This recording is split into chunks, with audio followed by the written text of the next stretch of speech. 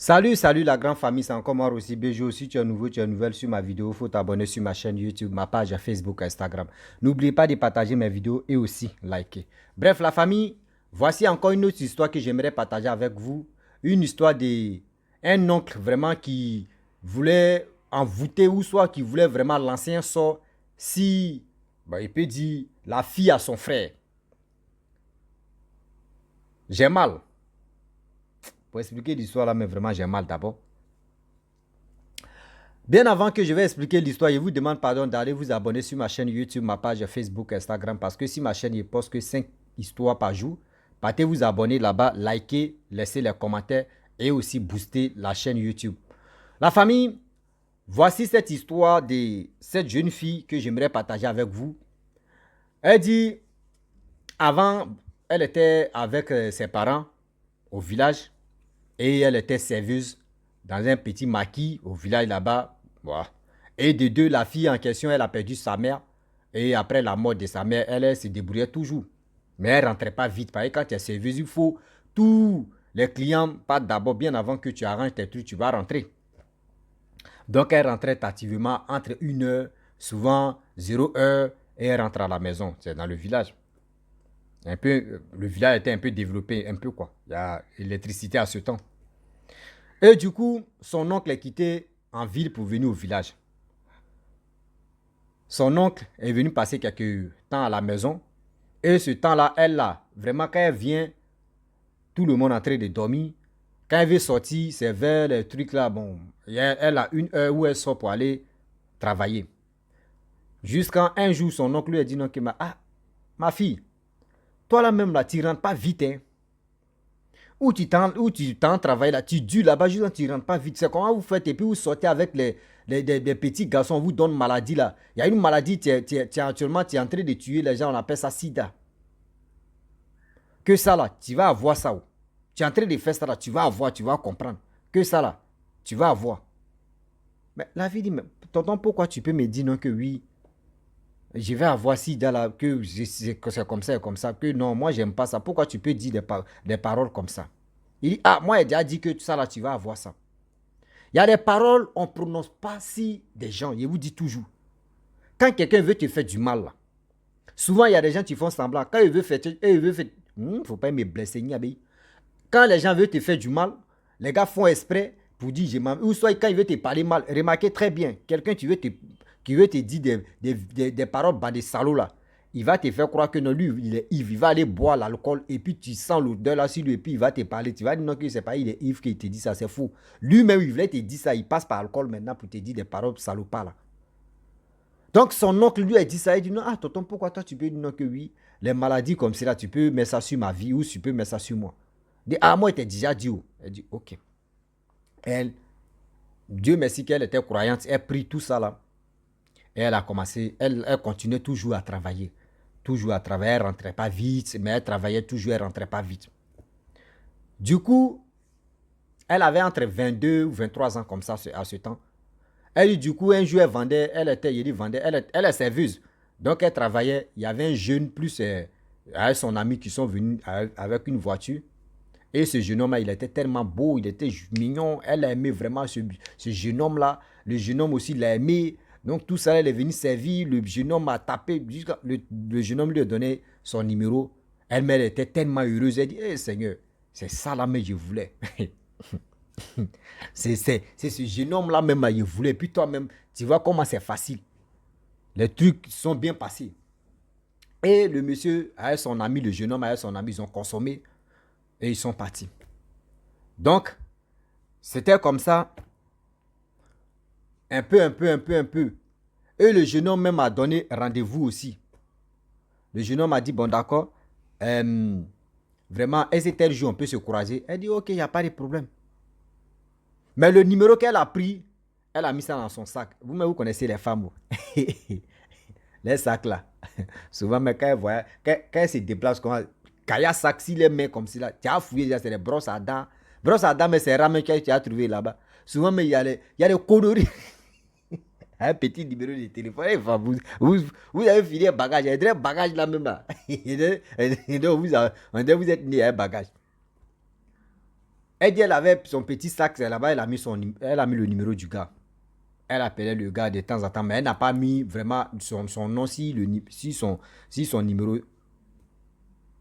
Et de temps en temps, elle appelait le gars, les gars parlaient. Et le gars leur donnait un rendez-vous. Le lieu, elle connaissait le lieu, l'endroit, tout ça là.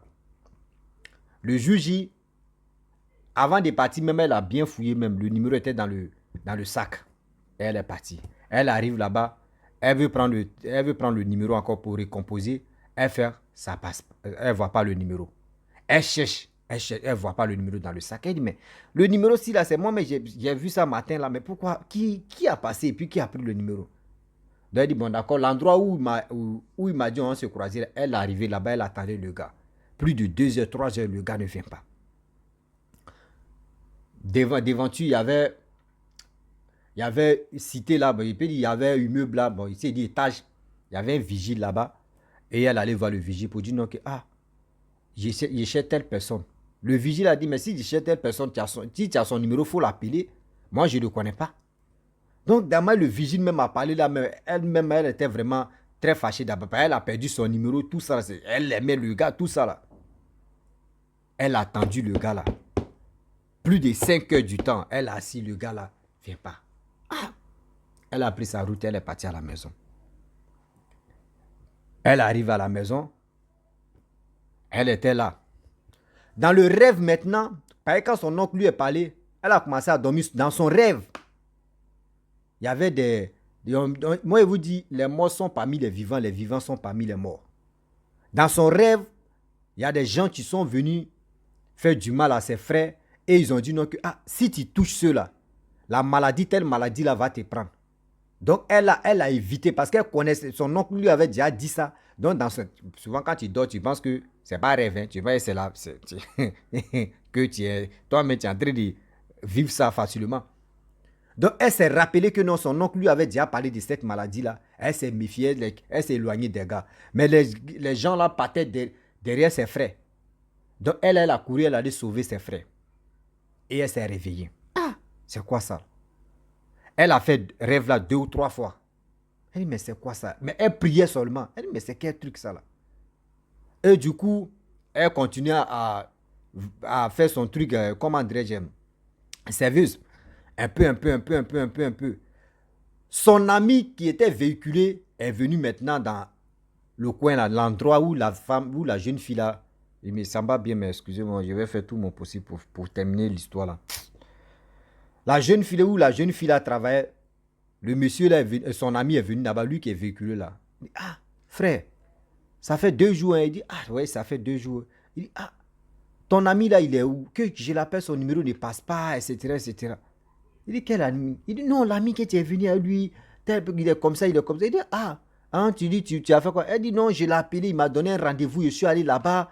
Ce rendez-vous-là, il n'est pas venu. Vraiment, il m'a calé, j'ai perdu son numéro. Est-ce que tu as de ses nouvelles? Si tu peux me donner son numéro. Son ami a remué sa tête. Il y a quoi? Tu as la chance, hein? C'est le monsieur maintenant qui dit, tu as la chance. Elle dit, mais pourquoi tu dis, j'ai la chance? Il dit, mon ami là, il a une maladie si lui. Cette maladie-là, il prend ça. Avec sa beauté, il met sa beauté devant pour contaminer les jeunes filles là. Et puis elle meurt. Il dit, quelle maladie? Il dit, on appelle ça sida. Elle s'est rappelée immédiatement que son oncle lui avait déjà dit non, que oui. Des jeunes garçons vont sortir à toi pour te donner cette maladie. Elle dit, ah bon? Il dit oui. Il dit, c'est comme ça il fait pour donner maladie aux jeunes filles. Que vraiment, toi, tu as eu la chance. Ce jour-là, le Dieu que tu pries là, ce Dieu-là était avec toi. Sinon, si tu l'avais vu ce jour-là, il allait sortir à toi pour te donner cette maladie-là. Et tu allais mourir. Elle dit, elle a éché des poules comme ça. Elle a éché des poules comme ça. C'est là qu'elle a compris que oui, ce que son oncle lui a dit là, si elle n'était pas dans la prière, si elle n'était pas vraiment en contact avec la prière, ça allait vraiment agir, ce que son oncle lui a dit. C'est pour vous dire aujourd'hui que, oncle, tantôt, les parents, faites beaucoup très attention. Souvent, il y a des propos, il y a des mots, Il y a des paroles que vous prononcez sur vos enfants ou si vous prononcez ça sur des enfants de vos frères ou de vos soeurs. S'il vous plaît, arrêtez de prononcer ça. Souvent, tu es là et puis on te dit, oh, toi, chien là, passe ici. Oh, toi, chien là, passe ici. Demain, tu dis, oh, chien là. Demain, chien réfléchit là. C'est comme ça, ce gars là, quand il va grandir, ou c'est là, quand il va grandir là, elle va se comporter comme chien là. C'est toi, tu vas te fâcher. Il y a des propos, il y a des paroles qu'on ne fait pas sortir. C'est-à-dire, son oncle même a vu, son oncle n'est pas simple. Comment lui, il sait que oui, il y a un jeune homme, tu vas t'enceinter, ou il y a un jeune homme que tu vas sortir à lui, il va te donner cette maladie. Même si on dit non, que oui, il a inventé pour dire ça comme ça. Non. Non. Je vous dis toujours dans mes vidéos que oui, donnez-nous vie au Saint-Esprit. Quel que soit tu es musulman, quel que soit tu es chrétien, prie à ta manière où tu vas être sauvé. Je vous dis toujours, prions avant de dormir. Prions avant de dormir. C'est la prière qui sauve. Dans la vie, c'est la prière qui sauve. Si tu veux rester là pour dire non que oui, je vais dormir, je vais faire ceci, je vais faire cela, je m'en fous. Prier là, mais je suis fatigué. Même s'il dit tu t'en fous. À chaque fois, vous êtes fatigué de prier. Vous êtes fatigué de prier. Pour prier seulement là, vous êtes fatigué. Mais si c'est pour dire non que porter mèche, perruque, vous n'êtes pas fatigué. Si c'est pour se maquiller, vous n'êtes pas fatigué. Mais si c'est pour manger, vous n'êtes pas fatigué. Si c'est pour aller dehors ou si c'est pour aller faire des trucs, vos courses là, vous n'êtes pas fatigué. Mais pour prononcer la parole du Saint-Esprit, la parole qui libère, la parole qui vraiment qui sauve, vous êtes toujours fatigué. Tantôt d'autres me vont dire non que oui. Moi, mais je ne sais pas prier. Comment toi, tu ne sais pas prier? Dans ta langue là, tu ne peux pas prier dans ta langue. Cette jeune fille là, c'est la prière, c'est grâce à la prière aujourd'hui, elle est toujours en vie. Sinon là, où on dit Sida faisait un ravage là, elle avait déjà pris pour elle comme ça. Aujourd'hui, elle n'allait pas venir m'expliquer. Et puis aujourd'hui, nous tous, on ne pouvait pas venir déballer ça. Il y a des gens qui se promènent toujours. Même si c'est ton oncle, c'est ta tante, c'est une personne de ta famille là, il faut te méfier. Oui, il faut te méfier. Les propos ou les paroles que la personne va faire sortir là, il faut dire, il fait retourner à l'envoyeur. Mais si tu dis ça haut et fort, toi tu dis ça dans ton cœur, que ces paroles que tu as prononcées là, moi il fait retourner ça contre toi. Je fais retourner ça contre toi, au nom de Jésus. Ne reste pas là des fafelus comme ça, des gens vont te dire, ils vont prononcer les sales mots là sur toi et puis tu ne vas pas parler, tu vas partir. Même si tu ne parles même pas haut et fort, il faut parler dans ton cœur, il faut répliquer ça dans ton cœur. C'est Dieu seul tu comprends ce que tu as dit. Mais une fois qu'on vous dit des propos négatifs comme ça, vous êtes là, et puis tu quittes un colère. Ça va agir sur ta vie. Ça va agir sur ta vie, ça va agir sur toi. Arrêtez ça. Arrêtez de lancer vos bêtises là sur les gens, des maladies, des sorts par-ci par-là. Ce n'est pas joli à voir. Toi-même, tu es en train de faire ça là. Dis-toi que tu ne vas pas devenir caillou sur cette terre. Tu ne vas pas devenir caillou sur cette terre. Tout le monde va passer par là. Tout le monde doit pas. Il dit, faut pas me doivent pour. Il dit, français là, tu es un saut, une saut. Tout le monde, nous tous, on va passer par là. Prenez ce qui est bon. Moi, mais je ne suis pas français aussi. Il dit, parler de ma langue maternelle ou paternelle là. On ne va pas quitter ici. Toi, mais tu ne vas pas m'écouter. Non, prenez ce qui est bon. Moi, mon français là, c'est handicapé. Français handicapé, mais prenez ce qui est là. On est dedans. Est-ce que vous comprenez? Donc aujourd'hui, si quelqu'un te dit des paroles négatives, toi aussi réplique ça dans ton cœur. Parce qu'on dit aujourd'hui maintenant, quand une grande personne te dit des choses, si tu parles, on dit tu ne respectes pas. Mon frère, il faut répliquer ça dans ton cœur. Ma soeur, il faut répliquer ça dans ton cœur. Même si c'est ta maman, tu prononces même si c'est ton père, tu prononces des trucs négatifs sur toi là, faut dire moi, il te fait retourner ça. Faut dire ça, moi, il te parle. C'est moi aussi, il te dit ça. C'est moi aussi, je te dis ça. Quand quelqu'un te dit ça là, il faut dire je fais retour à l'envoyeur. Excusez-moi, qui m'appelle? Excusez-moi, bon, il y a quelqu'un qui m'a appelé là. Donc vous voyez, non? Il y a des choses aujourd'hui, même si, quel que soit, quelqu'un te dit des paroles négatives sur ta vie, mon frère, même si c'est ta mère, si c'est ton père, il faut répliquer ça dans ton cœur et puis tu vas avancer. C'est-à-dire, tu dis retour à l'envoyeur. Faut pas, tu vas aller dire non, c'est mes parents, ils m'ont dit ça là, donc vraiment si je réponds, mon frère, réponds. Mon frère, réponds. Ma soeur, réponds. Faut répondre. Ils ne sont pas Dieu. Ils ne sont pas Dieu pour te dire. Il dit, faut répondre. Parce que tu ne sais pas si tes propres parents même sont contre toi. Tu as dit non que oui, ce sont mes parents, ils m'ont dit ça là. Et puis je ne vais pas répliquer ou je ne peux pas dire retour à l'envoyer. Moi, tu viens devant moi, moi aussi comme ça. Il n'est pas là. Mais tu viens, tu es mon papa, tu es ma maman. Tu as me dit des paroles et puis je vois c'est négatif. Moi, il dit retour à l'envoyeur. Et puis, il te dit, j'aime pas ça.